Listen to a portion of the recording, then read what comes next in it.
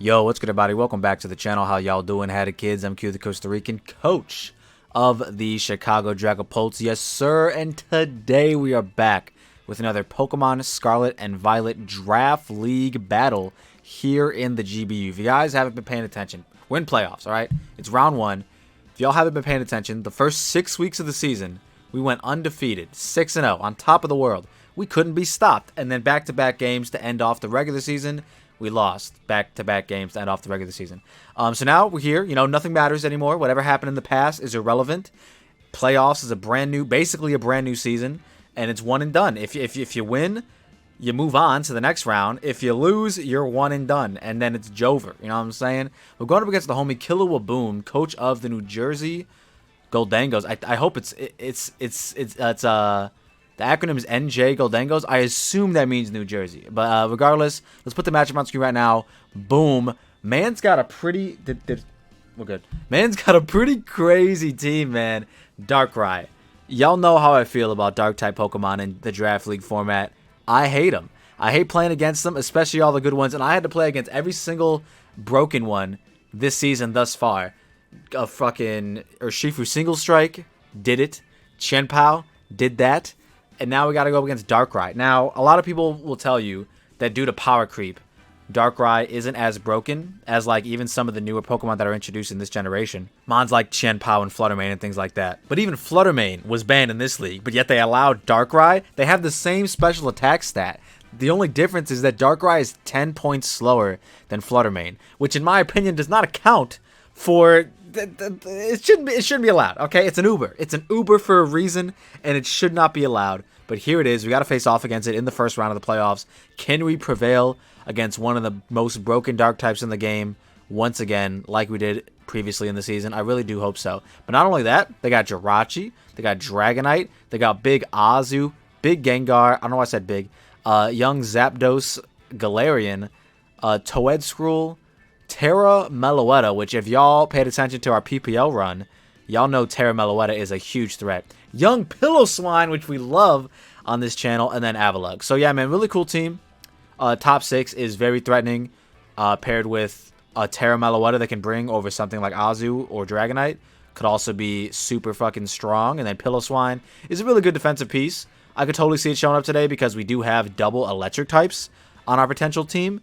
So I could totally see them wanting to like bring Pillow-Swine to try and help stop some of those electric types from going crazy. But yeah, regardless, let's talk about the team that we are going to be bringing today. We're bringing Choice Scarf Sneasler. Now, the reason why I went with Choice Scarf is so that I can outpace Darkrai and Oko at close combat, as well as outpace a potential Scarf Gengar, because I do believe that if Gengar shows up today, it's got to be Choice Scarf. I don't see why it would be any other item. Maybe Focus Sash. Maybe you'd want to switch up moves, but I feel like in front of a Spectrier / Sneasler team, you definitely want to be Choice Scarf. And then you could even trick like a Florges if you're really worried about Florges getting out of hand, even though you are a poison type. So, you know what I'm saying? Just another reason why Gengar doesn't really care about being locked into one move. So that's kind of the set I'm foreseeing, which is why we're trying to counter that with Choice Scarf Sneasler. Up next, we have Spectrier. I kind of contemplated not bringing this Pokemon, mainly just because, one, Darkrai's not a switch-in. Like, it will kind of get 2 KO'd, but still, it kind of enables Meloetta to go crazy, which I don't have a Meloetta check on my team. I sack to it, and I have a Revenger, is kind of what my strategy is. But with Spectrier, it kind of allows in Meloetta very freely, because it is a normal type. Granted, I could be rocking out with Dark Pulse, but I chose for Draining Kiss as my coverage. But yeah, so I thought about not bringing it. Thought about bringing like Zolrock or something over that. But ultimately decided, you know, Spectrier sub Calm Mind could potentially do some shenanigans. We can sub up on the Meloetta switch in, and then Calm Mind and start Draining Kiss and trying to chip it down and potentially win that exchange. Up next, we have Offensive Zappingtons. We are just max speed, max special attack, because they have a Galarian Zapdos, and either they're going to be Choice Scarf on that as well, or they're going to be Protective Pads. So I figured I may as well try and risk the speed tie and Oko with Thunderbolt or Hurricane, both of which are very, very free against this team. And then we have Heat Wave for things like Jirachi. And in case I don't want to land a Hurricane against the Towhead Squirrel, as well as a super effective move to hit the Avalugg. Up next, we got Mamoswine. This is potentially the Mamoswine versus Piloswine matchup. Like I said, I do very much foresee them bringing Piloswine just because it has a really good matchup into my team outside of like Volcanion and Sneasler. It looks really good. I have double electric types. Like they might want to bring, their ground type, one of the good ground types. But yeah, we're going out with Loaded Dice Mamoswine. We have Oblivious because I don't think we needed Thick Fat. I can't remember why Oblivious, because no one else is intimidated on this team, right? Yeah, there's no intimidators on this team. So basically, whatever ability I chose was like irrelevant in my opinion. So I just went with Oblivious. I think I just kept it on there. But yeah, could be pretty cool. Under Webs, which is the next mon. Under Webs, Mamoswine goes fucking crazy. Speaking of webs, Vikavolt is the key to winning this game, guys. If we can get up our sticky webs, we can kind of just pop off with literally everyone. Everyone will now be able to offensively pressure their entire team with the webs up. Things like Mamoswine can outpace all the other guys, and its dual stab plus Rock Blast just go fucking crazy. And then same thing with Volcanion, that's Terra Fairy. It just goes insane. It just looks super good. So highest priority is definitely getting up those sticky webs and then keeping them up. Which should be easy because their rapid spinners are Avalugg and Towhead School, both of which I don't really see showing up. Like, if you're bringing Towhead School, I feel like you're bringing Piloswine instead. You know what I mean? Because Piloswine's definitely the better ground type, and Towhead School kind of loses to literally both the electric types. So, yeah, like, I don't think that spinner's showing up. And then Avalugg also, like, I guess could show up, but I don't think you want to have that on there just to spin. Because like, in that regard, I always go hard Spectrier and then get a free sub and, do some shenanigans. But regardless, this is the team we are going to be taking to fight the homie Killua Boom in the first round of the GBU playoffs. Will we get a W? Will we continue our losing streak? Will we end the losing streak? Regardless, what you should do is go check out the homie Killua, subscribe to his channel, link to his channel in the description down below. Really cool dude, always has really good strategies in his battles, and just a really good battler. So go check him out if you guys like some high quality draft league content. But with that being said, I hope you all like the video. I hope you all subscribe if you're new. And I hope you all enjoy the battle. All right, y'all. Here we are with our round 1 playoff match here in the GBU. Going up against the homie Killua. Let's look at his team. He does bring the Darkrai, because of course he does. No Jirachi, which is actually pretty huge. Young Pilo is there. You love to see it. No Azu, Big Meloetta, and the Zapping Dose. Things we want to do. I honestly just want to lead off with my... Sneasler, but the situation I was thinking about was like, if they lead Scarf Zap, then it becomes a bit of an issue because I U-turn into my Buggy Boy, and if they're not banded, I don't ever get 2 KO'd. But yeah, let's just do it. Fuck, like, that's what we were supposed to do. Let's just do it. The thing is, like, getting up webs is pretty, good for me, so I don't really want to lose the opportunity. The other scenario was, like, them leading, like, Meloetta and just clicking a button. I don't know. Regardless, Sneasler's in. The best case scenario, they lead Piloswine. And that just gives me the most free, bug guy. I forgot my name. Vikavolt. But yeah, big shout out to the homie Killua. Go check him out. Link to his channel in the description down below. They do lead off with Dragonite, which is interesante, to say the least. So I think I'll do the same thing. Yeah, I'll U-turn into my guy, I think. And see where the day takes us. Let's find out if they're like Rocky Helmet or something. We do also have Poison Touch, so we could poison them with this U-turn, which would be pretty huge. So yeah, man, let's see how it goes. I, all of a sudden, get the overwhelming urge to, not trying to gross you guys out, but I gotta use the Banyo all of a sudden. We don't see Rocky Helmet, which is pretty huge. Also, no Poison Touch. Couldn't help but notice. Let's find out if they are special. Let's find out, folks. Might not be able to do what I want to do. I might have to just immediately attack. They do just Dragon Dance. Okay, so that's kind of crazy. Vikavolt at +1. Fire Punch doesn't 2-hit KO. Yeah, I don't know if I can get up my webs, unfortunately. I'm going to Thunderbolt. If they switch into Piloswine, that's really good. They do this Dragon Claw. That does, in fact, 2-hit KO, so I'm glad I did what I did. That just 2-hit KOs, like, raw. Oh, big crit. Para? No, Para, okay. Dragon Claw. No, that was a high roll. Okay, so that did 355 to 160. That did 55%. So they guarantee always knock me out now. Very unfortunate. But we're going to try and sticky webs, get away with it, you know? As they Dragon Claw again and in fact die, preventing us from setting our webs, which is actually very unfortunate. Really smart for them. Or, I mean, really good for them. So yeah, that kind of sucks. But it does give me another potential Sneasler. Could also just go this. No one really wants to deal with this. Besides maybe like Gengar. Damn, I really needed webs here. Like super bad. Like Mamoswine's kind of like death fodder now. I'm actually gonna go Volcanion. Just to see what happens. Because I could totally see them going Pilo. Piloswine. I love Piloswine, bro. It's like a budget Mamoswine. It fills a similar role, but also super different. Mamoswine is kind of like a breaker, whereas Piloswine is kind of like a somewhat of a tank. It more reliably gets up rocks, I'll say. Whereas Mamoswine, if you get up rocks, you typically got to be like Sash. But you can definitely get up rocks without being Sash. I'm just saying, like typically. That's how I do it, anyways.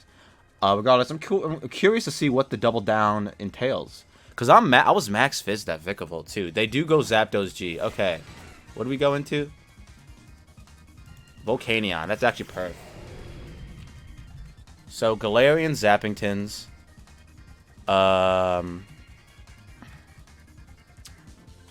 We do, in fact, do a decent amount of damage with Steam Eruption. Obviously, Terra Blast kills.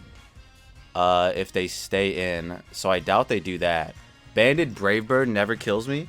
I'm just going to fire off a Steam Eruption and stay regular. And see what happens. If they Brave Bird me, damn, I should have Terra Blasted. Okay, that's not banded, I don't think. Unless that's a super low roll. Let's try and get a burn. Oh, never mind, we just get a crit. Wow, we're just so lucky this game. Holy shit. Alright, I mean, I can Terra Fairy in front of the... I was going to say Dusknoir. Darkrai, potentially. I could also save this for a Pillow Switch in after I Terra, but I'd have to Terra first, obviously. If they do go Meloetta, I probably just sack, to be honest. Yeah, I probably just sack if they go Meloetta. Man, that sucks. I really needed the webs up. If I had the webs up right here, right now, this guy would be sitting pretty. But yeah, I think they either go Meloetta or Gengar, I would have to assume. Yeah, they go Meloetta. So unfortunately, I don't think I can keep this around. I honestly think the mon I should sack off is probably Mamoswine. Because, like, you're still decently good if the Gengar's not Scarf, which is why the whole reason why I wanted webs, as well as for Darkrai, of course. But this is still also really good here. If they Terra Normal here, I just get a kill with Sneasler after. Barring them going into Gengar, of course. So, what we're gonna do is, honestly, probably just stay in. See if they Terra. I think I died at any hit, any one hit that they choose to go for here. So, yeah. I think I'm just gonna Terra and Terra Blast and see what happens. Terramon v Terramon. Let's see what happens, man. They don't Terra, which is actually huge. Meloetta, I mean, it's not huge. Like, I still die to whatever move. But it's pretty huge. It's pretty huge. They do go for Calm Mind. Oh, Lord. He's Calm Minding. That's fine. I mean, I always Revenge. I literally always Revenge.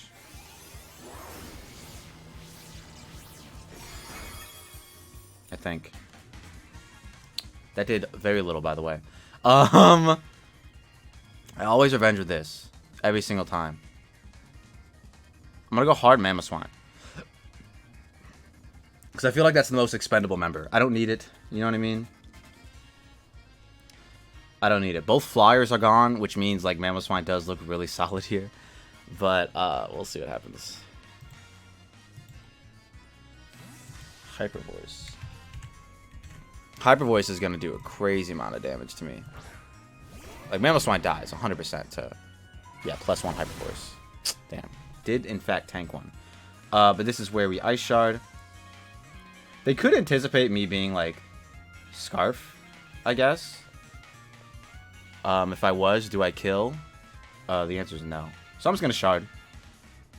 If they want to go into Pilo, I can Earthquake on the following turn. It's not that big of a deal. I'm just going to Shard. Big Shard. As they Side Shock. Good play. And then we get to safely go into our Sneasler, I think. And just click anything.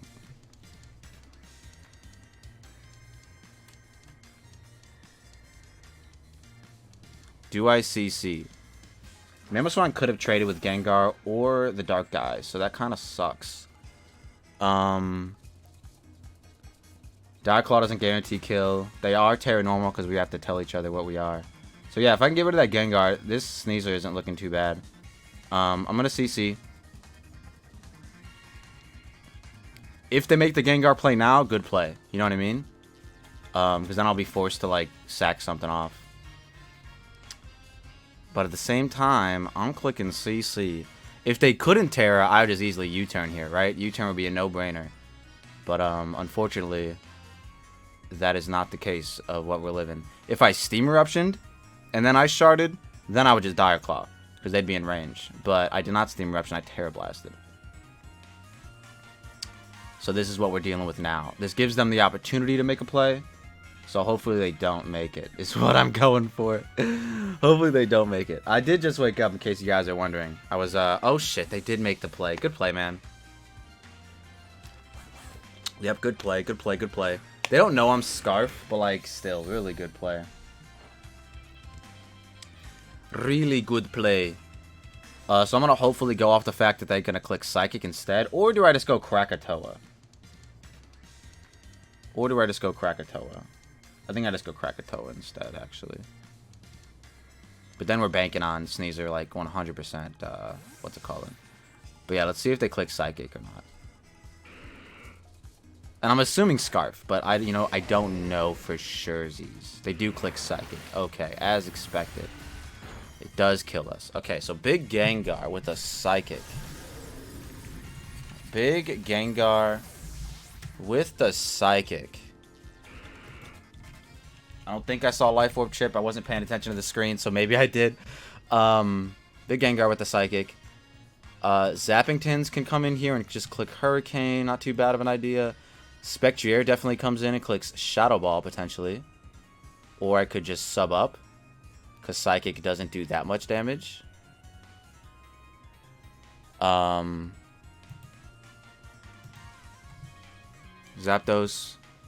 might be a little bit better because...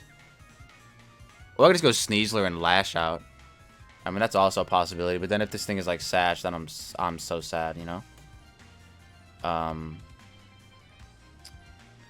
So yeah, I think I'm going to go Zapdos. And I think I'm going to go Zapdos instead and Hurricane. Just in case they want to go Piloswine. Not that it's going to do all that much damage to Piloswine. But hopefully it'll be enough. Regardless, I think we just Hurricane here. It has a chance to kill the Gengar, which is funny. So yeah, we'll go for it. Very small chance, but it has a chance. They do withdraw. Probably out into the Piloswine, if I had to guess. Yep, fine Swine. It's a good Mon right here. Look how much damage this is not going to do. Actually, we do land. Yep, that did a decent amount. Not really. Piloswine's about to 1v1 my Zapdos. Piloswine. What do we know about it? Absolutely nothing. Say it again. Yeah, that did... Yeah, that's like Spadef as fuck. So we might live. What do we have? What do we have? I think what I'm gonna do is... Okay, what do we have? What do we do? What do we do? What do we do? I think I'm going to U-turn into Spectrier and try and weaken this down. Just a smidge. Just a smidge. I'm actually gonna, depending on what they do here, I'm gonna Calm Mind. So yeah, we're gonna go Spec. Yep. Because I assume they just attack. I assume they just click like Ice Move or whatever. But we'll see what they do. They do click Curse. Okay, that is very frightening. Absolutely terrifying. This is where I Calm Mind.